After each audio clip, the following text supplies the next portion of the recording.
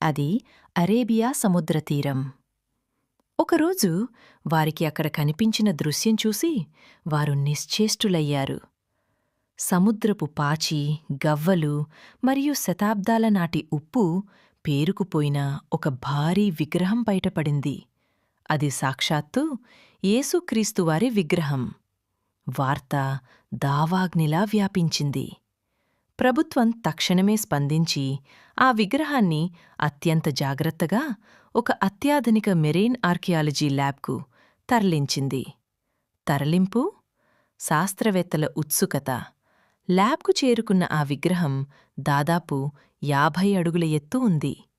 విగ్రహం చుట్టూ పేరుకుపోయిన కాల్షియం పొరలు దాని అసలు రూపాన్ని కప్పివేశాయి.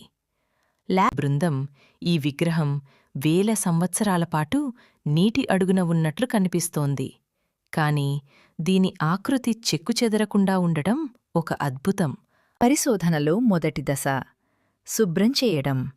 ఇది చాలా సున్నితమైన ప్రక్రియ. Laser cleaning.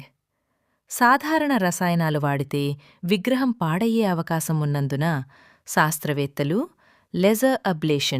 లేజర్ అబ్లేషన్ పద్ధతిని వాడారు. లేజర్ కిరణాలు విగ్రహంపై ఉన్న ఉప్పు పొరలను నెమ్మదిగా కరిగించడం ప్రారంభించాయి. సున్నితమైన స్పర్శ. నిపుణులు చిన్న చిన్న బ్రష్లు మరియు ప్రత్యేక ద్రావణాలను ఉపయోగించి గవ్వలను, పాచిని తొలగించారు. అద్భుతం ఆవిష్కరణ. గంటల తరబడి శ్రమించిన తర్వాత ఆ పొరల అడుగున మెరుస్తున్న ఒక ప్రత్యేకమైన లోహం కనిపించింది. అది వెండి కాదు, బంగారం కాదు, సముద్రపు నీటికి తుప్పుపట్టని ఒక అరుదైన మిశ్రమ లోహం. విగ్రహాన్ని పూర్తిగా శుభ్రం చేసిన తర్వాత యేసుక్రీస్తువారి ముఖవర్చస్సు చూసి ల్యాబ్లోని వారంతా మంత్రముగ్ధులయ్యారు. ఆయన కలలో ఏదో ఒక తెలియని జీవం ఉన్నట్లు, శాంతిని ప్రసాదిస్తున్నట్లు అనిపించింది. పరిశోధనలో కొన్ని ఆశ్చర్యకరమైన విషయాలు తెలిసాయి. లోహం. ఈ విగ్రహాన్ని తయారుచేసిన లోహం భూమిపై చాలా అరుదుగా దొరికే మూలకాలతో తయారైంది. శిల్పకళ. ఆ కాలంలో ఇంతటి సూక్ష్మమైన డిజైన్లను ఎలా చెక్కారో అన్నది శాస్త్రవేత్తలకు అంతుచిక్కని ప్రశ్నగా మారింది. విగ్రహం పాదాల దగ్గర ఒక ప్రాచీన భాషలో ప్రేమే శాంతికి మార్గం అనే అర్థం వచ్చేలా కొన్ని అక్షరాలు చెక్కబడి ఉన్నాయి. వారాల తరబడి సాగిన ఈ పరిశోధన ప్రపంచ దేశాల దృష్టిని ఆకర్షించింది.